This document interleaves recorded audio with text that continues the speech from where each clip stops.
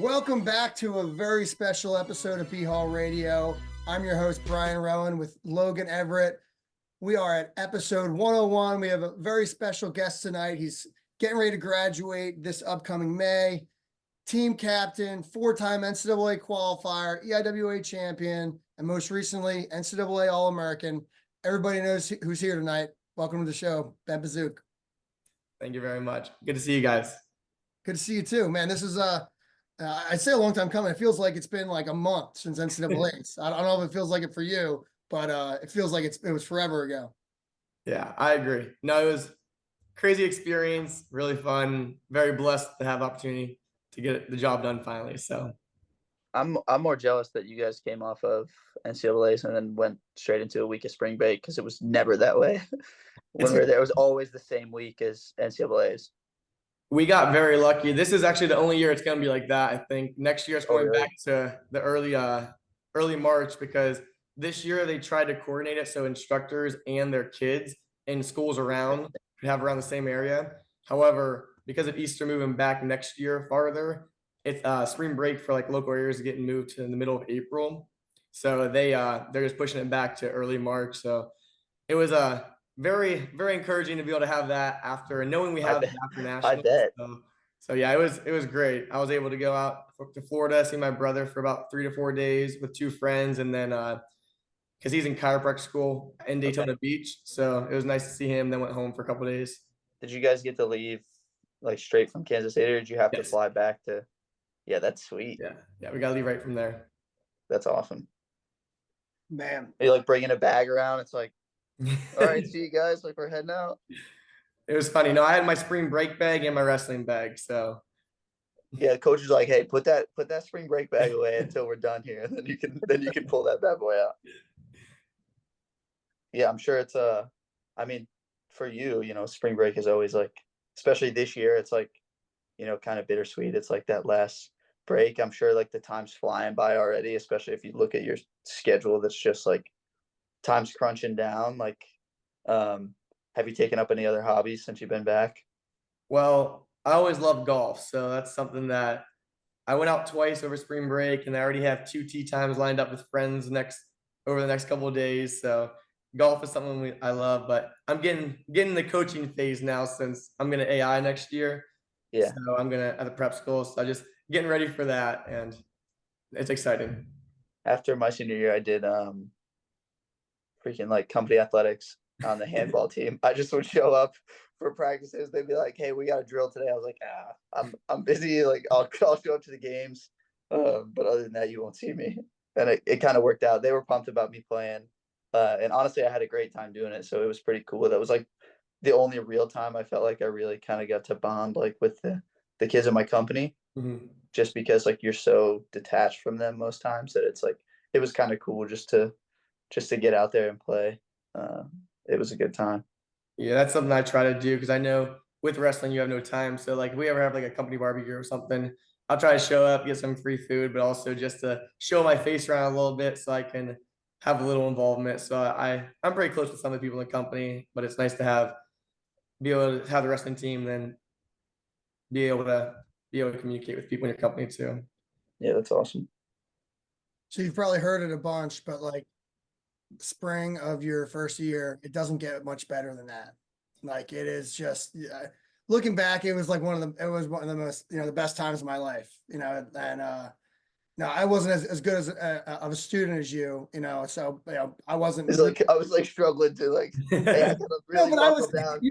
That far along. Like if you're really struggling to pass your classes, like you're like, I wasn't that bad, but I also wasn't good enough to where I'm like, okay, I'm trying to maintain a certain grade point average to the end. Like I was checked out. Now I guess my advice, enjoy the next few months. I know it sounds like you guys went out to the first year last night with Colonel Guest, and were able to hang out for a bit. So what's it like, I guess during the week now as a firstie, these days as a cadet? Do you guys, is it more social, or is it still like kind of Monday through Thursday grind? What's it like? So for me, it's pretty nice right now. I have like next 2 weeks are going to be a little more heavy, but so far once you become a firstie, I felt like you have those hard requirements, but you know what you really have to like focus on. It's more of the requirements are like 15% of your grade or getting ahead on work. So I've been doing a lot better. Like this year, my grades have been a lot higher, even though I haven't put as much work in as like my freshman or sophomore year. So I think that it's about maintaining where you need to like apply yourself. And at this point, there's only like laws, like the one class that I'm like, I actually have to apply myself still and do the readings and to make sure my grades stay up there. But the other classes, we have basically all seniors. So they know we're checked out and they're just like, come on, guys, we have one more month. Let's try to push through. But grade wise, I feel pretty good. And law is the only one that I have to maintain and keep pushing in. But other than that, school, yeah, it's just going to practice and it's a lot different now. Like not being on the mat, like we're still like wrestling with them and stuff, but it's completely different whenever you're not the one that's trying to get better. You're trying to get other people better. So, but it's a cool experience to be able to see. Did they do anything cool for you? Did they do anything in the mess hall or anything like sweet when you got back or no? No, it was a week later. So I mean, like teachers and everyone, like they congratulated me in class and shouted me out. But and then everyone I see is like you can tell like some people know wrestling, some people don't. Yeah. Some people are like, oh my gosh, that's the biggest thing. Others are like, that's so cool, All American. Yeah.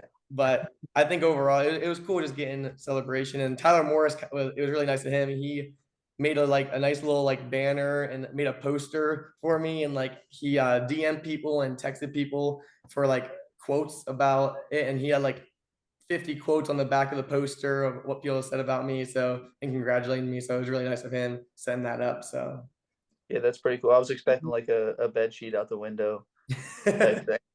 no, there's none of I that. was pretty happy with that. I'd probably get more street cred too. The bed sheet out the window. Oh, for sure. Yeah. In Central area. There's, I mean, no, there is a lot of those. They also like beat Navy and beat Air Force and stuff. Yeah. I spent most of my cadet career trying to have people not know who I was. At the time I was like, this is the way through. Like if just nobody knows me, I'll just sneak out at the end. I probably would have been a little embarrassed. But we can kind of move on from spring here and just talk about, this was your fourth trip to NCAAs. Like I think freshman year, were you round of 12 or 16? Around 16. Yeah, round of 16. I mean, probably a completely different tournament that freshman year, but what did it feel like for you to finally get through, this fourth time? And do you feel like, anything was different about this year's tournament as compared to the previous four? Oh, for sure. This time going through, I knew it was my last opportunity to be there. So, I mean, I know that can be a lot of pressure on some people and looking at like this your last chance, like don't mess it up. But for me, like throughout high school and throughout middle school, like my dad's been my coach my entire life. So throughout those moments in high school, I was a 3-time runner-up in high school and then won at my senior year. But I was nervous going to my senior year and everyone's like last shot, like because there was never been a 4-time runner-up. So I was like, hopefully I don't, not the first. But he always like emphasized it's just another match. Don't look at it as anything bigger than it is. So the national tournament's always been such a fun tournament for me, even though I never was able to accomplish my goal first 3 years. It's just like the environment's so much different than anything else. It's slower pace because you're not wrestling every hour or so like a regular tournament. So just the experience in itself is so fun and so enjoyable.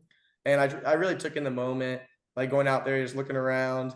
And then when I went on the mat, I always say my prayer before, give all the glory to God. And I know that he's with me throughout the whole opportunity. So I'm excited about that. And I ask for joy and just peace and to have fun. If I'm out there having fun, then that's all that matters for me. And I'm enjoying what I'm doing. So every match out there, I was having fun. And the biggest turnaround for me actually was because I'm more of a straight on shooter and I'm bad at angles. And that's something I've always been trying to work on in hand fighting.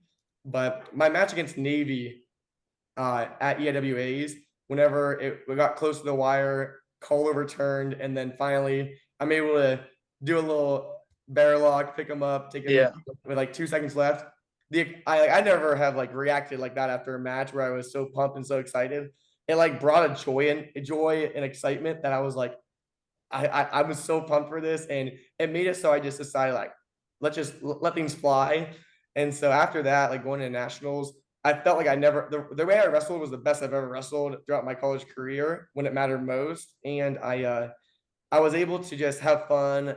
I did another body lock against the Wisconsin guy, and I was trying Yeah. throws using a single leg, which give all credit to Coach Ward on that single leg that we've been working on, because 5 to 7 guys, my first takedown was the club single. And it's something that we've been working on just the last 2 months. Like before that, there was never really much involvement, but by being able to work on that and apply myself there, he was always like, because I would shoot the single, I would always let go, and he was like, no, hold on both 2 hands, keep and then from doing that and slow finishes, it really made it so I was able to, I think that's one of the biggest things that separated myself, and it made it so I was able to create more angles. And Gunner always gave me a great look. We've partners basically the last month or so, last 2 months, maybe every day. And he's a funky wrestler. So being able to have him there, he was one guy I could never get the single leg on. I was like, what am I doing wrong? And I started feeling the pressure he was giving me was different. And a good wrestler is going to give you different pressure than you want. So learning how to feel it and time it up right with him, it's what really separated it from me. So Yeah, I think it's cool that you mentioned being able to like look around when you're on the mat and kind of like take things in. I think, like that was probably a spot that I never really got to being there. Like I just remember, honestly, you talk about the time difference being like you have way more time than a normal tournament. And like I always talk about that. I was like that, like it throws you off, like especially like if it's your first time there, like where you're like, holy cow, like especially like if you have a big win and you're like, now I got to sit on this win for like 8 hours and like, look at the wall, like, what am I doing? Like, you have way too much time from on one aspect, if you are somebody that can kind of overthink things to like really overthink what you have coming up. It's like not one of those things where, hey, I'm wrestling well, I just got off the mat, an hour later, I'm back out there like doing the same thing. So it's really cool to just kind of hear you talk about being able to take it in and like soak in that moment and not really get too overwhelmed from that. I think, and it was very obvious, like you definitely got better. It felt like every match was like, holy cow, he's just getting better every time. And you could kind of see that, and that goes along with having a lot of fun from that. Although I do have to talk, we talked about this on the last one. I don't know if we talked about this on air or not, Brian, but your round of 12 match, you get hit with a stall right at the end for backing out. You come back to the center, there's like 8 seconds left, you do the exact same thing and they didn't call it. It was like don't back up, just don't do what you just did. And then you did exactly what you did. And I rewatched it and I was like, dude, you could have got hit again. Like it was the exact same, but the ref, thank God he didn't do it, and he shouldn't have. It was just like watching it on TV, I was like, oh my God, he just did the same thing. I was like, they're gonna hit him for sure. And then they did, and I was like, holy shit, I can't believe it. Yeah, in the moment, I didn't remember if they called it on the 8-second one or like the one that was after that, but it was weird because in the moment, the one time he took me down was off my shot. So I was like 30 seconds left. I am not about to get beat by taking a shot and him scoring on me. So, and that's the problem. Like my style of wrestling, if I'm not thinking offense, then I'm not the best. Like I wrestle good defense if I'm thinking offense. But same thing happened with the Cade DeVos match. Whenever I was wrestling, I started thinking too much of I need a good setup. And then whenever I was thinking a good setup, he shot and I didn't react. So it's just something for me is if I constantly am thinking offensive, it helps me like stay a good wrestler. So yeah, I couldn't believe it. It was like, I was like, they're gonna hit him for sure. And they did it. I was so happy. But it all worked out. It doesn't matter.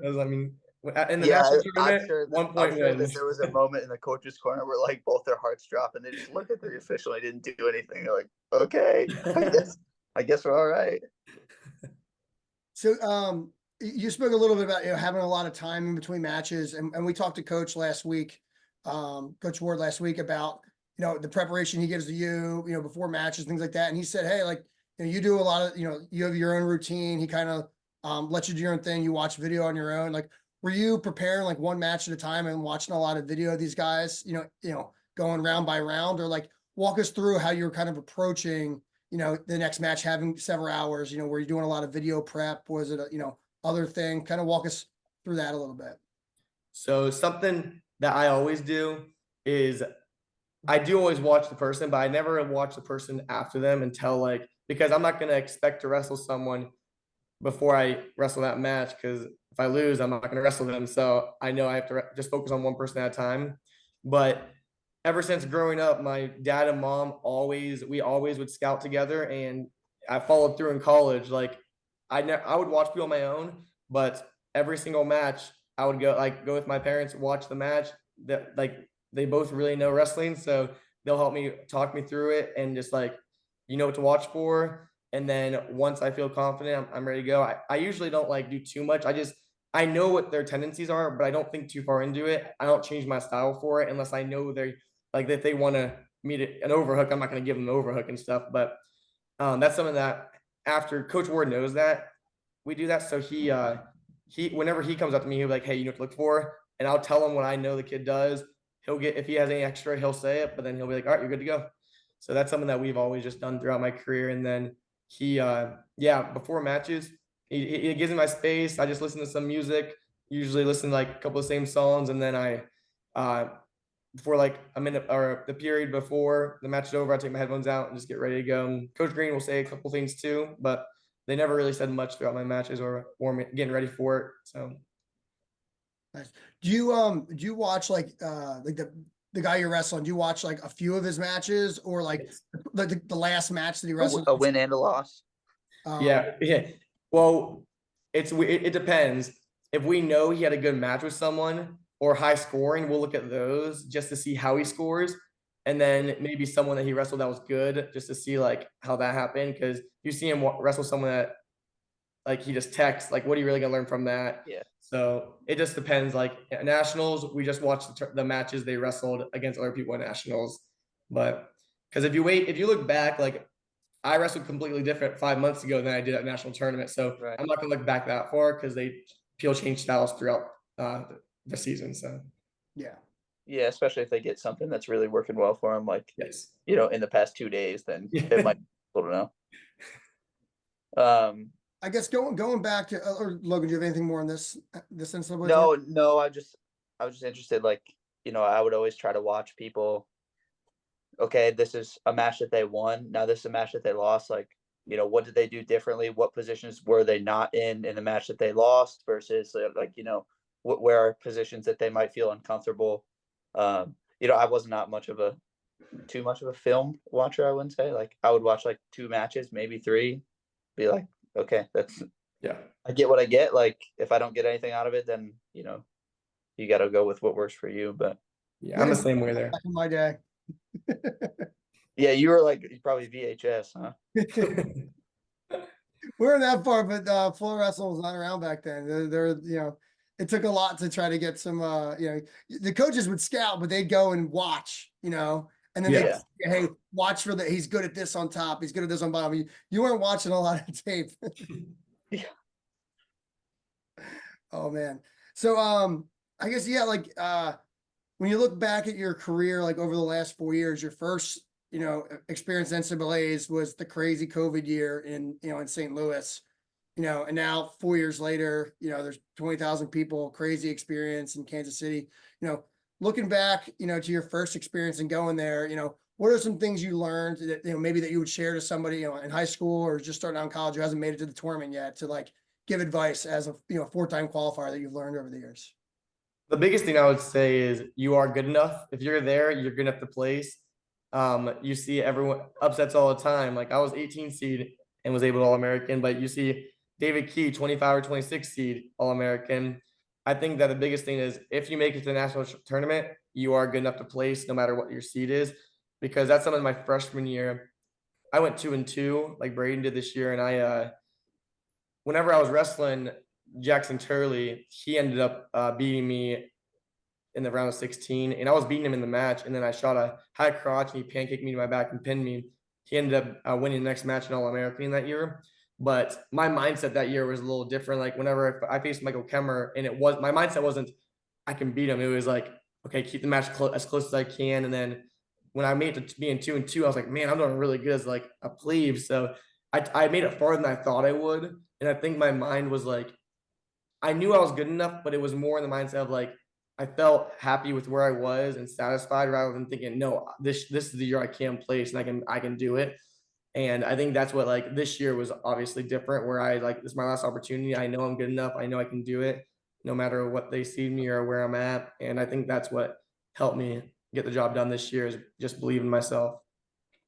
So it's such a tough tournament. It's like, you really see a lot of people a lot of really, really good wrestlers that can't really flip the switch on the backside too, right? Like everyone has the goal of, all right, I want to go here and win the thing, and then when it doesn't happen, like you'll see a lot of really good wrestlers that like can't make the shift to, okay, now I need to come back on the backside. And it's just, you'll see them crumble a lot, which is, crazy. And really you had a pretty strong backside performance for the most of your career. So it's always been impressive. Yeah. Thank you. Yeah, it was nice. I mean, a lot of your matches weren't even that close. Mhm. It's like an NCAA tournament. Usually, like the backside, the first round of consies, the second round. I was telling everybody like I feel like the guttiest round of wrestling isn't the All American round. It's the round of 16 because half the people in the arena leave.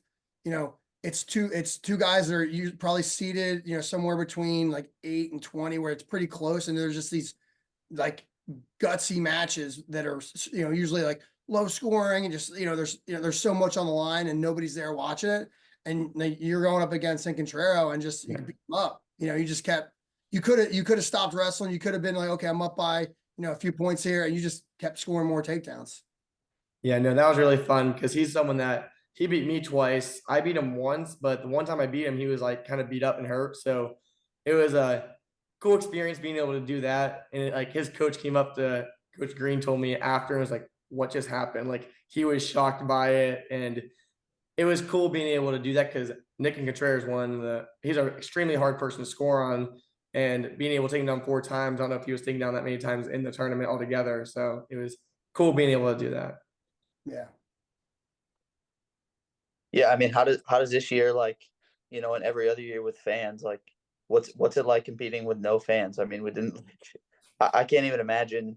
Like it probably doesn't even feel. It feels like the dang practice room. Like, I don't. How do you like How is that moment like replicated at all with no fans? Like, I'm sure, like it feels like it, but you probably didn't know at the time as like the first trip there that it's like, man, there's nobody here. Like, this is just weird, but. How do you compare that to like, what you went through the last 3 years? It was definitely different. It wasn't that's what I'll say. Like it wasn't as nerve-wracking with the fans around because no one was there, but Yeah. we were able to have like our family there and stuff. So and they were all in the top row. So no one was in the The bottom upper row. deck. Yeah, exactly. So it was a different experience for sure. I would say actually like being your first time there, it was a lot more relieving probably not having like coming out like holy crap, there's a lot of people Yeah. here. So I would say it helped me in a way the first time going, but it's definitely a lot more cool and a lot more um, fun whenever you have the crowd because even my first match, whenever I got head and arm and somehow I was able to roll through it and then put him to his back, like you could hear the crowd erupt when I got thrown, and then whenever I rolled through again, it was just Yeah. cool hearing the sound effects really in the matches. Yeah. Okay. Next question is kind of like a two-parter. Yeah.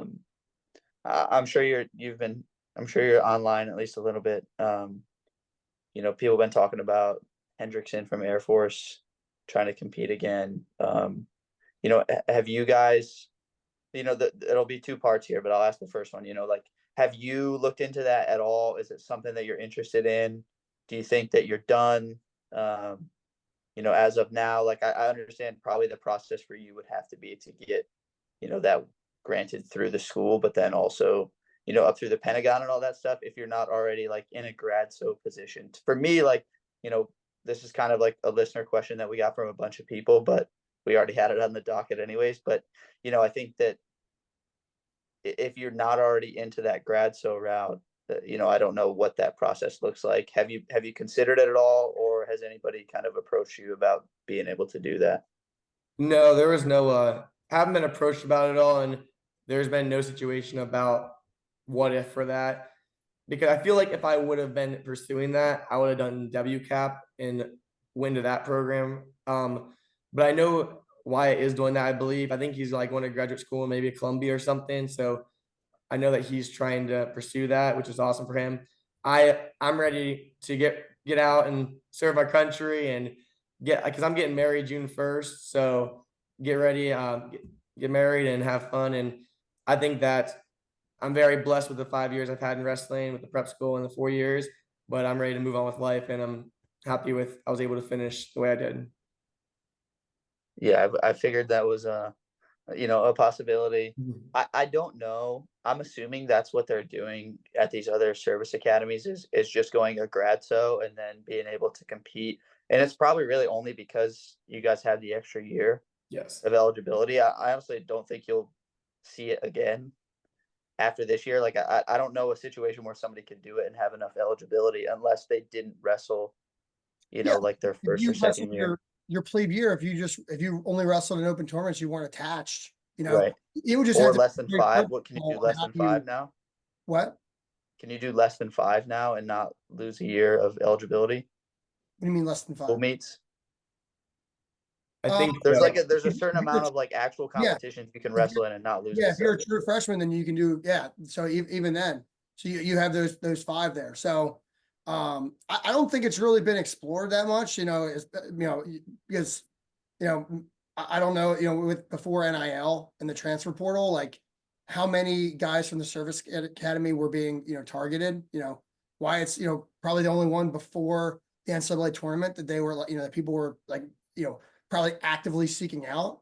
Yeah. But I would think that it's getting treated like almost like a scholarship, because he's going to go to Columbia and, they're going to pay for it. It's not Oh, like, the DOD is going to have to pay for it. Like they're going to be willing to pay for it. So I feel it's almost like he got a scholarship to go, get a graduate degree and they're allowing him to do that.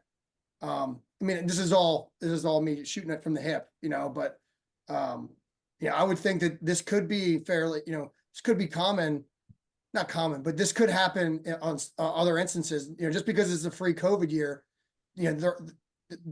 cadets get hurt, and lose a year, you still have that year of eligibility. So, Yeah.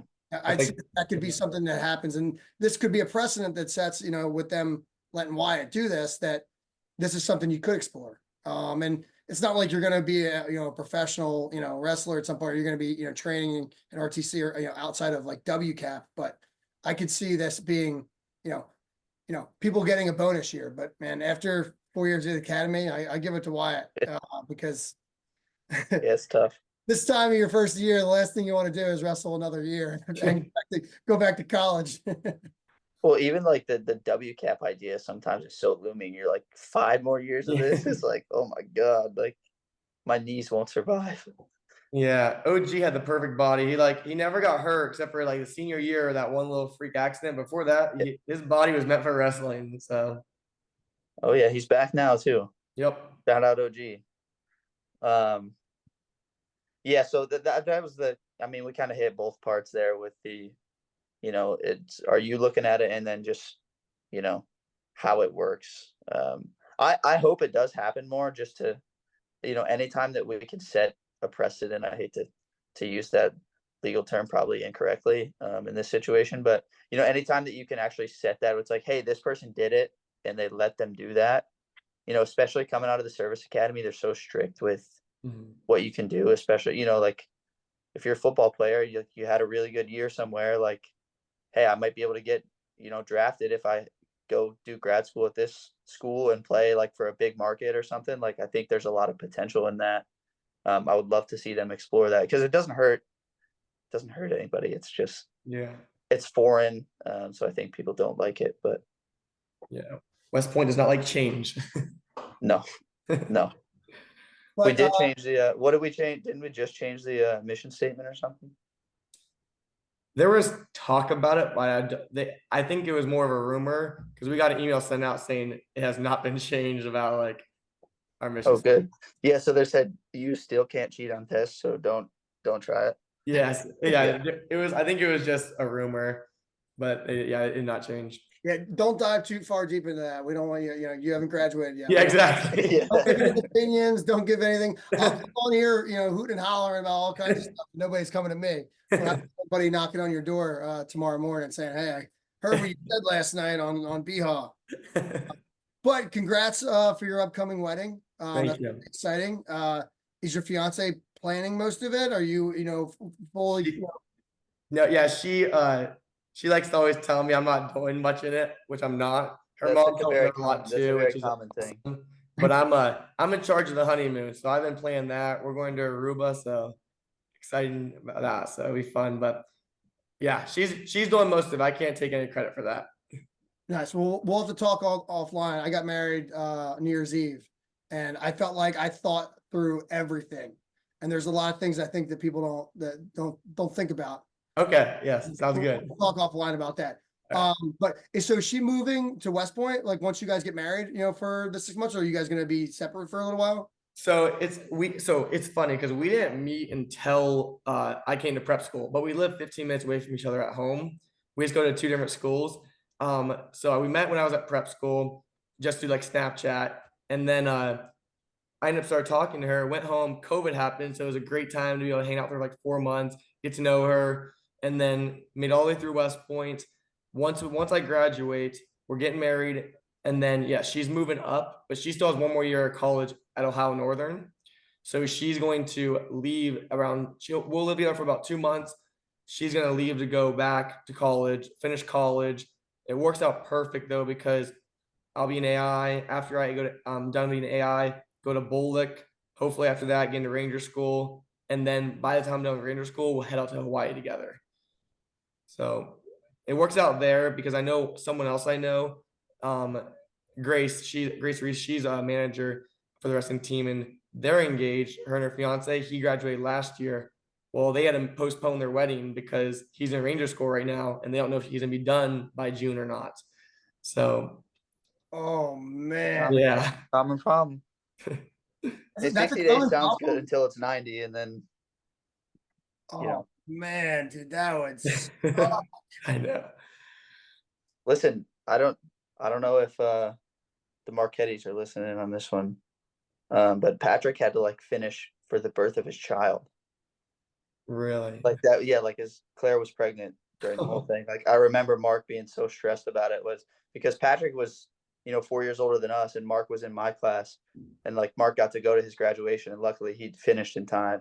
But that would have been some pretty decent motivation, I think, while you're there to try to get done.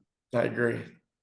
Okay, so we don't want to get too far along into this without kind of going back to talk about the victory over Navy. And then kind of swinging right into, a team trophy at EIWAs. Like, talk a little bit about, what type of state the team was in going into that duel, and then how that kind of fueled, a pretty cool run here at the end of the year.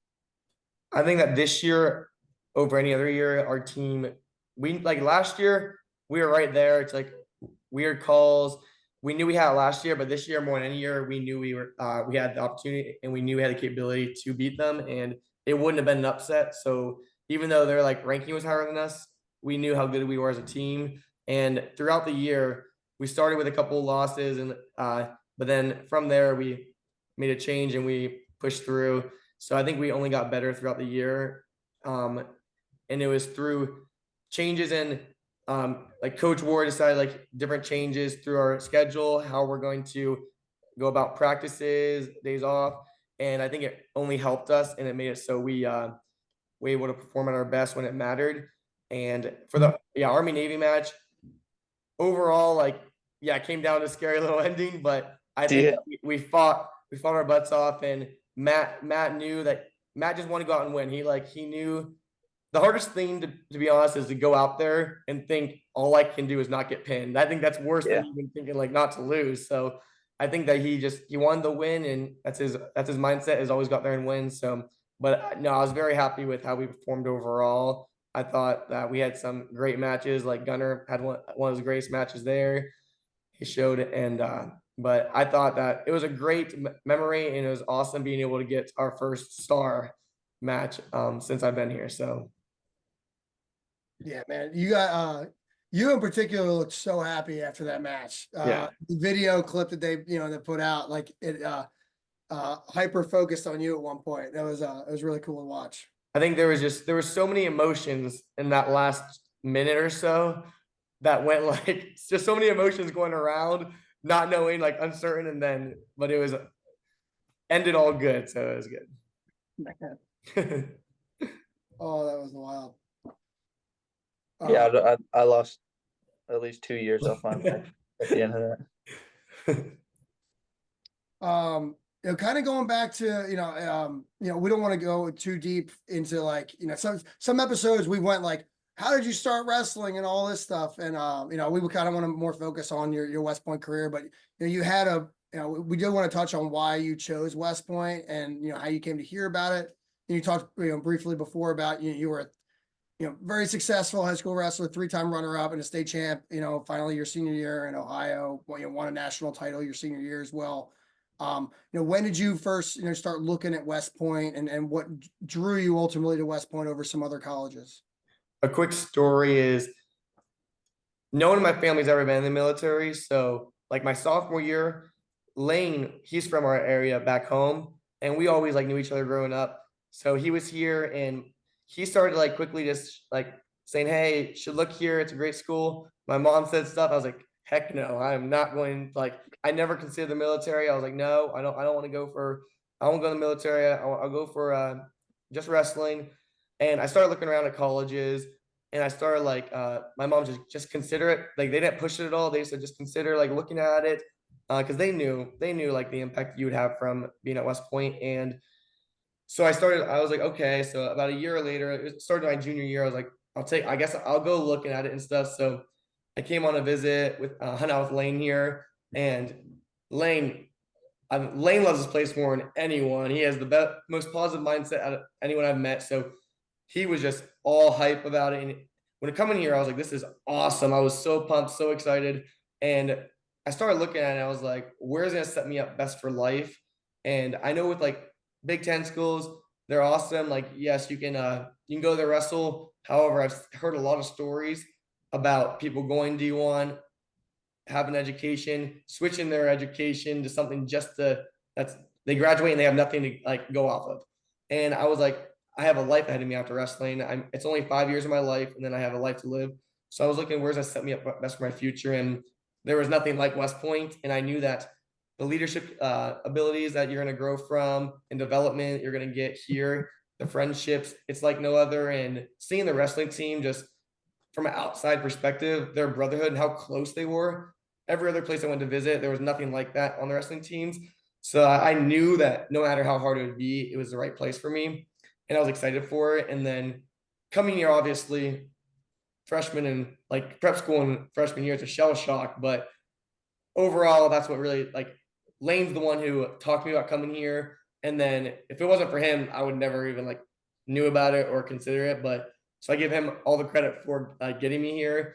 And no, very happy I did it overall.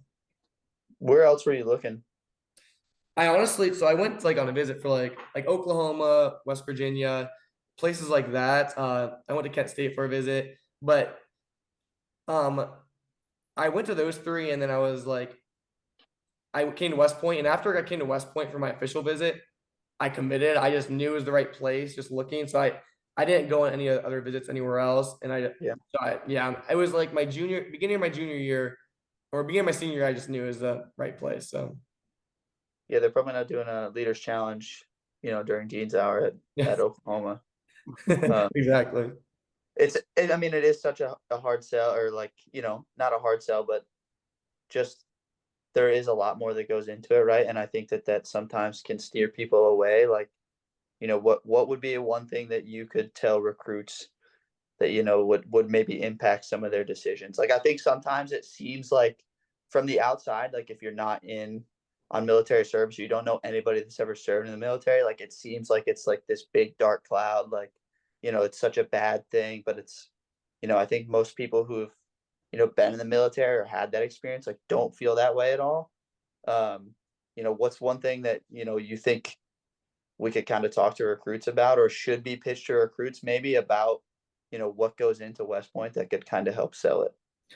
I think that one of the biggest things was, especially for me, that like looking back was I got really homesick right away because I'm from Ohio and really close to my family. So just the adjustment was really hard for me at first. But I would tell them like the opportunity you get to grow from being away. Both my brothers went to college 2 hours away from home, so they could come home whenever they wanted. However, they never felt like they like got the opportunity to truly get out of the house at first. The first 2 years, they always had the route back home. But when I came to West Point, it was like you're not going to go back home. So you're going to learn to develop independently. And I think it's so important for life to be able to, in a way, survive on your own and not have a backup plan. And that's what helped me stay, to be honest. Cause like there was times at prep school and play year, like with COVID, I was like, I just want out of here. Like anything I can do just to leave. But what I did, I knew there would be like times like that because Lane warned me, like there's gonna be times you feel like leaving and like you don't want to be here because it is gonna be tough. So I made no backup plan. Like I told all the coaches like that were recruiting me, I said, there's no way. They always said like if you ever leave, we have this place open for you. But I was like, there's no way I'm leaving. And I made it so like I had the door shut so I would push through. And I think that was huge, not having a backup plan, because it's so easy to put yourself in a position where things get hard your first time on your own to be like, nope, I want to get out of here. So that's what I would encourage them to. I was joking with one of my buddies the other day. Like we had seen this video of somebody, and we were joking about like, I wish I could be that brave because this person had like quit something. I was like, the most brave people are the ones that could go and admit that they're gonna quit to somebody, because like that I could never do it. Like I can't go to anybody and tell them that I'm gonna quit. Like it takes somebody really, really brave to be able to do that, and I just was never brave enough to be able to do it. Yeah. Yeah. So, what was when you first get to West Point? Like I guess COVID didn't kick off until you were at prep school, right? No, yes. So I was about 7 to 8 months in, and Yeah. then So March then happened. they kick you back, and then like what do they tell you for coming back for our day? And then like what does our day look like with all this COVID stuff? Oh, it was crazy. I'll be honest, the best thing was like I had a blast being at home during COVID because I had freedom, and like at prep school we really Oh did. yeah, you had it taken away for a little while, and then you got it So back. I was perfectly okay being home as long as possible. Yeah. But coming back, it was crazy because they had the 3-day beast where you came back in little groups. So you were just stuck in well, we came back a week early for prep school. So we were stuck here for a week before that. And then you came back in groups. COVID was awful with that because you had a mask on the entire time. It was good for not being seen talking or not being seen like looking around and stuff, but Yeah. it lasted for the full year of plebe year of wearing masks. So that part was not fun. And like we had no privileges. It sucks for seniors because they couldn't leave at all. But overall, yeah, I'm glad COVID's over for sure. Man, it feels like forever. I'm looking back at some of those I know things. it does. I'm like, dang, it feels like so long ago, and you're still there. It's like, Like, so like our day, like I'm guessing they couldn't yell at you because they couldn't be that close to you. Like how did they do hazing and stuff like that during our day? Or was our Brian, day? it was not hazing, Brian. Hey, this isn't a West Point affiliate. It's called indoctrination. We can say what we want to say. No, they what I remember, they were still able to get in our face. We both had a mask on, so they said there was no contact. But what I believe, they were still able to yell at us and get close. But there were a couple outbreaks where like people had to like get sheltered in and stuff. And then of course my whenever we got shut down for the wrestling team, I was the first one on the wrestling team to be able to get COVID there when I tested because my roommate gave it to me. And then we were supposed to wrestle Air Force that week, and then we got shut down. So that was a difficult wrestling year too, because full first semester not wrestling, but we were doing lots of like matches and mini tournaments in the room. So it felt like we were wrestling before we even got started. Yeah, I was saying, I would have been like, during beast, you're like, man, I'm getting sick of waking up every day. I'm feeling kind of sick. Yeah, I'm feeling kind of sick. I think I might need a few days to recover. Oh man. I guess let's move on from there. I mean, kind of going back, one thing that I noticed from this is more, current events that I noticed from NCAA's, listening to interviews, semifinals, finals. A lot of people talked about, it seemed like everybody talked about, gratitude and like overcoming adversity. Like those two attributes were two that really stuck out in successful wrestlers at the tournament. Talk to us a little bit about those two areas and how it contributed to, your success, or if they did. Yeah, something that for gratitude that I think is very awesome is seeing all the interviews like after national finals, just seeing how they were giving all glory to God and seeing how they're using their platform to give the glory to God, because that's something that very big in my life, and want to make sure that the impact I'm making is through Christ and to others. So I think that just being grateful for the opportunity you're given and being able to use that through your matches. And that's something that whenever I'm wrestling, I'm always thinking, how can I make this situation where I can impact others? I'm not just wrestling for myself. I'm wrestling for those around me, those that are supporting me, and the future generations. So I'm trying to make sure that I'm very grateful for the moment God's blessed me with and with the talents He gave me, because college wrestling is different and it's a really cool opportunity. But God gave me this opportunity and I'm excited for it. And then adversity, that's a huge one. That's something that, like, I've been out for 6 weeks my freshman year, sophomore year, junior. I had a back injury. Just overcoming injuries in wrestling is so difficult in the moment, because you're sitting off the mat when you want to be on the mat, and it's way worse being off the mat. Even though whenever you're wrestling through hard days, you're like, I'd rather be off the mat. But this year, something that I really focused on was staying in good positions, and that's what I think helped me. I know in the beginning of the year I had a back injury then too, so but learning to like work through positions, but in a smart way. The first two times I tore both LCLs from pushing through a position, which I knew was bad, but I was like, I'm gonna fight through it. And then I messed up my knee, so I was like, this year I was focusing. If I got in a bad position, I was okay giving up takedowns to not hurt myself. So I was out for 6 weeks compared to pushing through it. And I think that it helped me develop as a wrestler, because I wasn't putting myself in bad positions to start with, and just working through positions overall. I think that in wrestling, you got to keep your body healthy if you want to wrestle good. And for me, something that always helps me is if I feel good, I wrestle my best. So I know some people can, like Nate Lucas, he can grind through everything every day, and he wrestles great that way. Like something that I do, which people will sometimes be like, you just don't work as hard, but like I truly take my off days seriously, and I make sure I make sure I get my rehab I need in, and I like mentally work on like my mental game. But when I'm wrestling, I make sure that I give it my all every day, but recovery days are just as important. And I think that that's something that in the wrestling world, some people see it as maybe you're like taking time off, but your body has to be healthy when you're wrestling. So I always took that seriously in my career. That I think was very beneficial for me.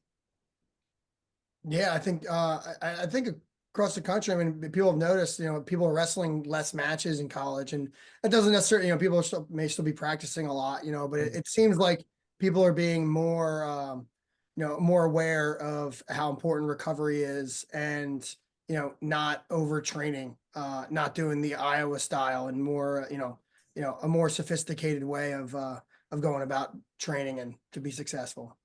So that's good to hear. That's appreciate you sharing that. Of course.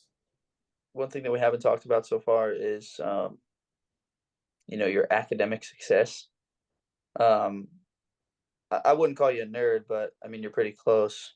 From what we've seen, like I don't know if they announced you as like an academic All American, or there was some sort of academic honors that came out recently. So congratulations, one, but two, I mean, it's very difficult to maintain, quality grades while you're there. I'm sure, like trying to balance wrestling and academics and all that stuff, on top of all the military and so sort of like social life that you want to have, right? How are you able to kind of balance all that stuff? And first, what's your major? Like, Engineering management. Perfect. That's a good one. That's what I did. Yeah, That's what all the really smart guys do. Exactly. it's funny you say your grades were better. I think you see it a lot once you get towards, your away from like that core curriculum type stuff and get into your major classes where you're like, man, this is a little more interesting. I kind of see myself doing this stuff. And it just makes way more sense for people. But, how were you able to kind of balance a lot of that stuff and maintain a really good GPA? For me, it's all about like organization and something that whenever like we have people come into West Point, the two things I make sure like to tell them is like you have to have a calendar and you have to be on top of it. So like right away, I set up my calendar for this semester on like the one sheet of paper they give us every year. But I also, for the major grade events, I have a week to week calendar as well. And being organized there, but being ahead of your schedule. So like I'll make sure I get the big things done on time. But like for nationals, I was getting stuff done for that week, the week prior, because I'm not going to be focused on school whenever I'm at nationals. I just think if you're on top of things, if you get behind at West Point, life gets really bad. So being on top of it and knowing where to focus your time. If you have a 10-point assignment, that's okay. Like if you get a bad grade there compared to a 100-point assignment, focus all your time on that. And I think by doing that, like that's where a lot of people have a hard time. They do really well, like maybe right off the bat, and then they start to like ease off towards the end of the year. But all the major grade events are at the end of the semester. So I think just making sure you can push through, and that's something that helps for wrestling because like school wrestling, you always get tired towards the end of the year. You always just want it to be over and done with.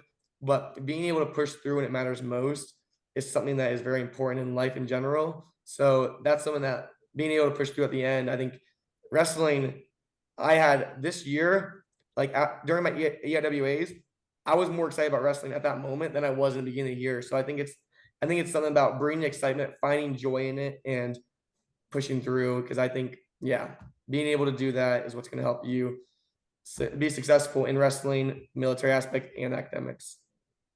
Yeah, I mean, prioritization is like a life skill. Yeah.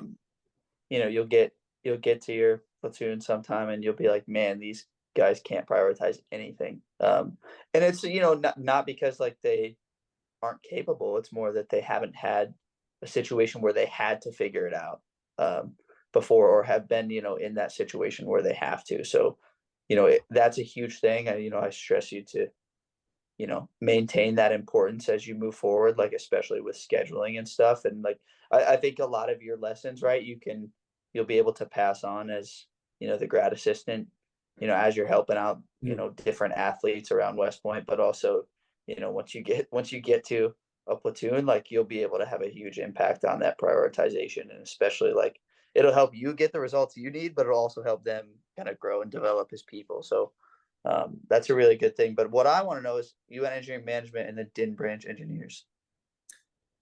I was actually looking at engineers for the first 2 years. That was what I wanted for sure. However, what really hurt me on that was whenever they had the branch day where we went out and started walking around talking to everyone. I went up to the engineers like, hey, what's up? And they like they were not good recruiters because they seemed all like individualized, did not care about the people around them. They didn't want to tell me about like what questions do you have. I was like, I don't know, what is there? And they were like, what do you have to ask? And I didn't know anything. So I was like, all right. And so I kind of like walked away. I went to field artillery and just all of them were new. They didn't know like each other before that week, but they seemed like they were all connected and knew each other so well. And it reminded me of the Brotherhood on wrestling team. So just seeing how they bonded and like it really made me interested in field artillery. And then just seeing like the mathematical side to field artillery and seeing how they bond so well, that's what grew my interest in that. So Are you sure it wasn't Lane? I was shocked Lane went field artillery. I thought he was gonna go infantry his entire time here. So it wasn't Lane. Yeah, I don't know. I feel like he had a hand. So what they used to have, if you were the grad assistant, you used to wait to find out your post.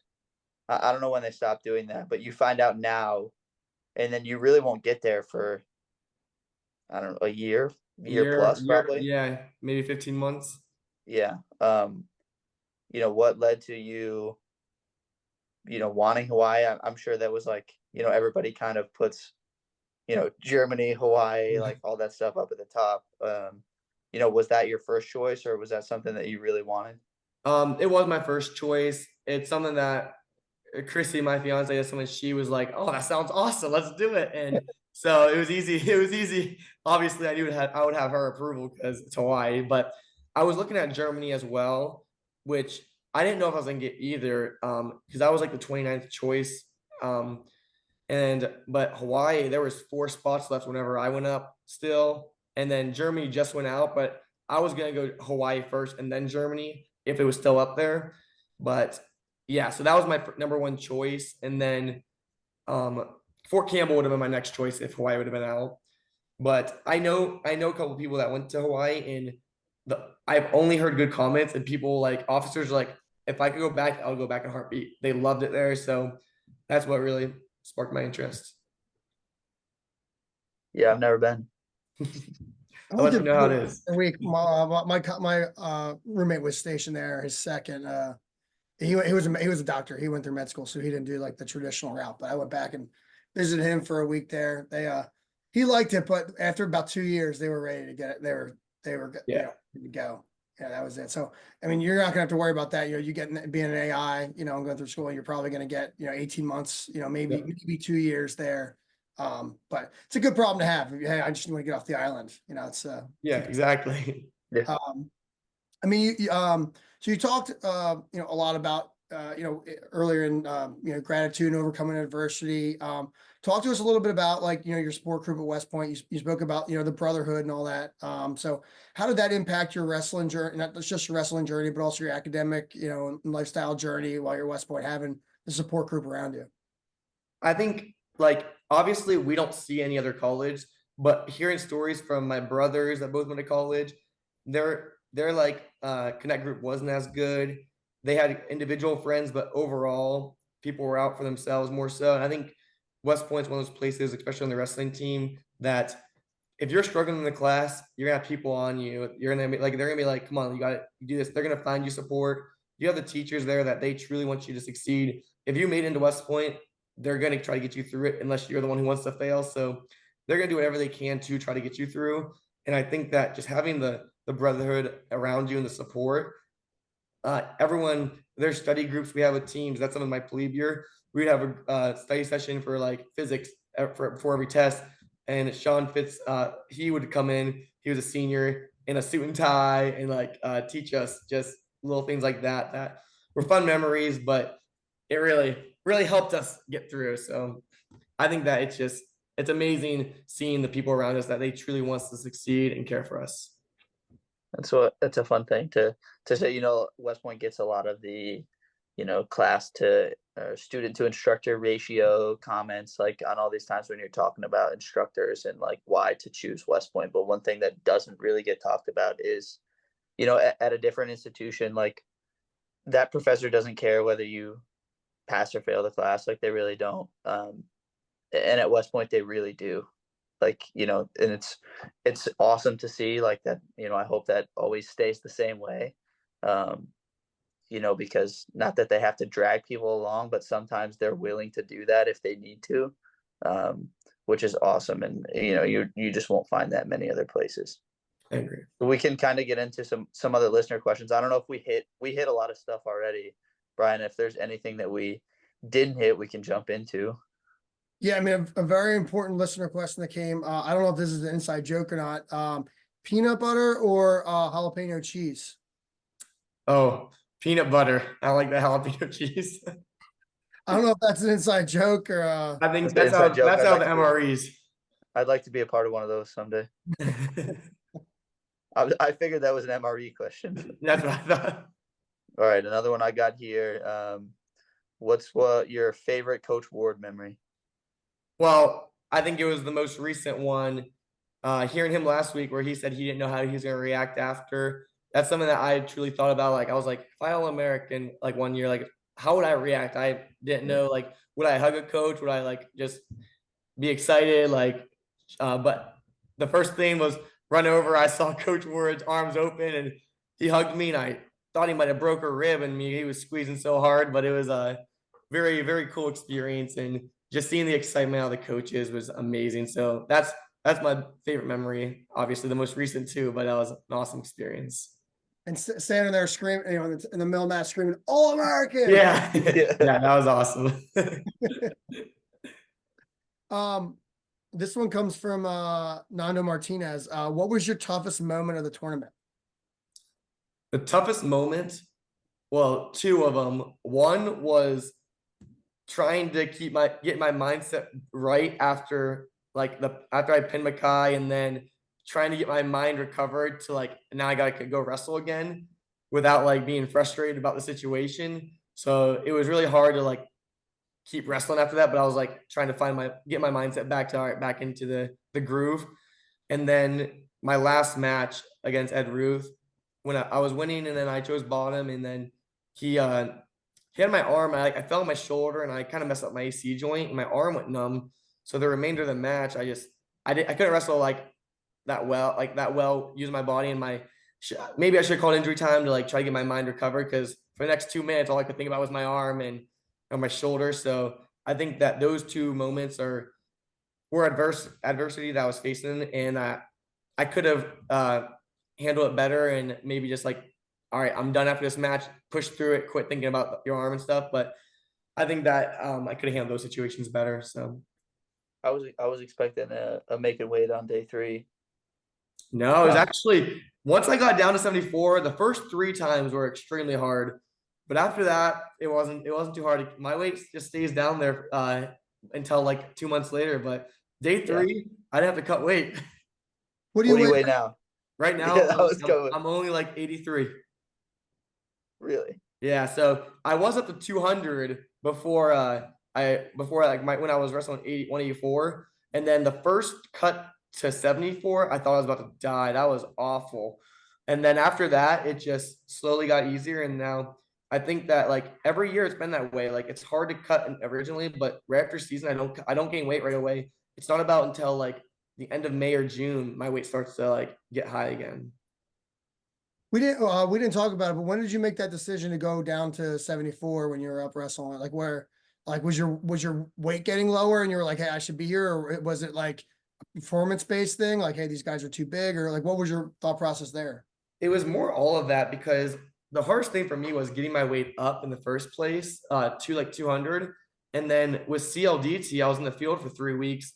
I couldn't keep my weight up, and my weight just dropped during that. And then in the beginning of the year, I to cut to 84, I was on weight like no matter how much I was eating after like a hard practice.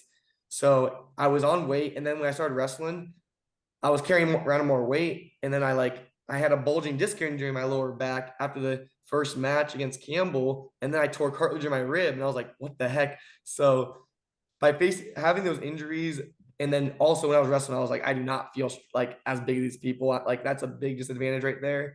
So I was like, it's not gonna be hard to get back down to 74. And yeah, just talking to coaches, because it was always a thought, like maybe see how 84 goes. And I didn't feel great there, and my body was not healthy there, which I thought would be better. I thought not cutting weight even more would make it so my body would feel better. I was like, it's gonna be no difference. I'm gonna be now from starting here, I'm gonna be stronger at 74, gonna be quicker if I lose a little weight. And yeah, I'm happy I decided to do that. Yeah. Yeah, it worked out. Logan, you got the next one?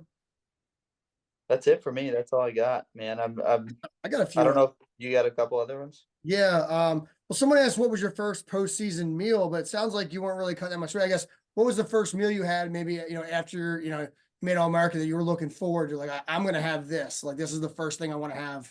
Right after this. The first thing I had after that was a lot of things were closed. So we went to there was just a side menu of hamburgers they were making fresh. So I had a nice double cheeseburger. But the things I get most excited for, they're not really unhealthy. It was seafood. So I went to Florida, I got some oysters, some crab and stuff like that. But Oh yeah, that's my seafood's my favorite. That's where it's at. Oysters. Eating oysters just makes my day better. Exactly. Thinking about eating oysters just makes my day better. Let's see. This one, I mean, I don't know if I should ask this. I'm gonna ask it though. Somebody put it out there. Who do you project to be West Point's next All American? Or you can elect to say, hey, no comment. Well, I think we have a lot of great people coming in and returning. I think that honestly, the 4 that we brought that were well, the 3 freshmen and Ethan, all 4 of them are 100% capable of being All-American. And they both had a tough route, maybe a couple 1-point matches, but they all have what it takes. Obviously, Braden had the closest route. However, Ethan had 2 really tough guys. Gunnar did not wrestle his best tournament, but seen him throughout the year. He knows how to wrestle really good people, and he can beat really good people. So, and then Lucas is developing in great ways, and he has the capability to just work through a couple more positions. There's not one guy I can pick, but because I think all of them are capable. And like Dalton, he was right behind. It was him or Gunnar, and I think that he's just as capable too. He just hasn't had the spotlight where I think next year you'll see him at 74, and I think he has a great opportunity there. So I think that, yeah, we have such a great class coming up, and I think they're all capable. There's not one person in specific, in like particular. I think they are going to be All-American. So hopefully next year we have multiple. There we Yeah, the go. old 4-minute mile, huh? You've kind of you may have answered this before, but I'll ask it specifically. What work do you attribute to being able to perform with such a high level of confidence? I think the biggest thing is my faith and believing in myself, because the coaches let us know, like, they're like, you are good enough, you have the ability, but being able to truly find a way to believe that. And that's something with Doc Z, my freshman year, I went into every week. He really like harped on is just like, whenever you're tired, if you start thinking I'm tired, of course you're gonna be tired, but if you start thinking, no, I want to be tired, and like the way you phrase things in your head, that's gonna affect you in the match. So by just having fun out there, and even in the middle of match, like there was times in the middle of match I gave up a takedown. I was like, oh shoot, but then I was like, no, I can get the next takedown. I think little things like that and being focused, that's what really attributes to being successful, and that's what helped me get on the podium at the end of the year. Awesome. Well, that settles it for all the listener questions. Well, there's actually one other, and I'm going to say it because Nana Martinez, he submitted 2. He's a funny guy. He says, do you think B-Row could inside trip you? In parentheses, I don't either. This is a nice little plug for the gala. I'll be wrestling. I'll be in tip-top shape at the gala in about a month or 1 month from today. So if people are coming out, I'm gonna be ready. I don't know if if the cadets will be in condition to be working out, if it'll just be alumni in the room, but I'm gonna be ready to go. I've been waiting for you to come out to Midlands. I thought you 2 years ago you were We all, talking we about all making thought he your was gonna be appearance. there. We all thought so. Man, there was a window there where I was in pretty good shape. I'm not there, but I got a month to get back. So this is the Listen, motivation. Brian texted me this morning and told me that he had a dream that he inside tripped Jordan Burroughs. So No, I didn't know. That wasn't the other dream. Oh man, I can't believe I'm talking about this. No, I had a dream that I was like, it was basically like a charity event. It was almost like Beat the Streets, where like Ben Askren was wrestling Jordan Burroughs, except it was like that. you. We didn't actually wrestle, but it was like all the prep like leading up to it. And like I was like, man, dude, I'm not in shape. I'm gonna get my ass kicked. I was like, maybe I can get one inside trip off of it. This was all in my dream then. But yeah. Yeah, I want to say just, one thing for you, Ben, is, I'm sure this was an awesome moment for you, but, it was a really cool moment for a lot of the alumni that I think they got to kind of share that joy with you. I talked about last time, our group chat was kind of going off like crazy, and I'm sure a lot of people were, especially that you're involved with, like, I'm sure everybody was kind of going nuts too. But, I haven't seen that level of excitement in a long time. So you should be really proud, obviously, of what you did, not only for you, but also, it brought a lot of joy to a lot of people. So, congratulations, and, thank you for all your hard work, and, all the great things that you have to say about the program. And, I'm sure you're going to, relish in your coaching role here for a little while, and then jump over to the alumni side, and before you know it, you'll be doing old guy stuff like me and Brian here. So Yeah, that's something actually I would like to make sure I address is like the impact that the whole community, the old grads. I think that's something that's so unique that we have is how, because we have like old grads come by all the time and like talk to us, but the impact that they have and how we truly see like the future we have from what they set, and just the support that we get from everyone around us and how tightly bonded. It's not just the wrestling team when we're here, it's after. There's so much more, and we always will be that way for the rest of our lives. I think it's something that West Point has, Army Wrestling, that no one else has in the country. So that, and just like the support they offer, as well as like my family, like my parents, I can't think of one tournament or one match they've missed throughout my entire career. And like the sacrifices my fiance's made to come see, I think it's amazing to see the people around us that truly have helped us get there, as well as like the wrestlers that don't get their recognition. Because like Joe Metz, he hurt himself last year where he couldn't wrestle this year, but he was my training partner all last year. And like Tanner Craig, he's another big example. But we have so many people that have busted their butt throughout the entire career, never made a starting lineup, but they have committed themselves to the program and to us to make us reach our goals, even though they don't get the recognition. So I think it's really important to be able to see those people have the big impact, the 50 people on the team, even though only 10 people get to show it on the mat. So I think that's really important.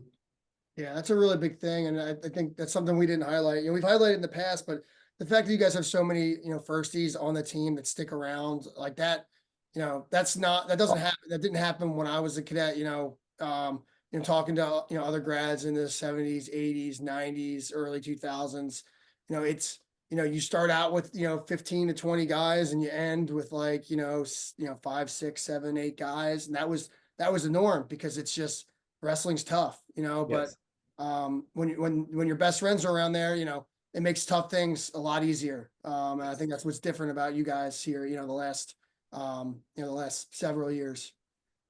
I agree.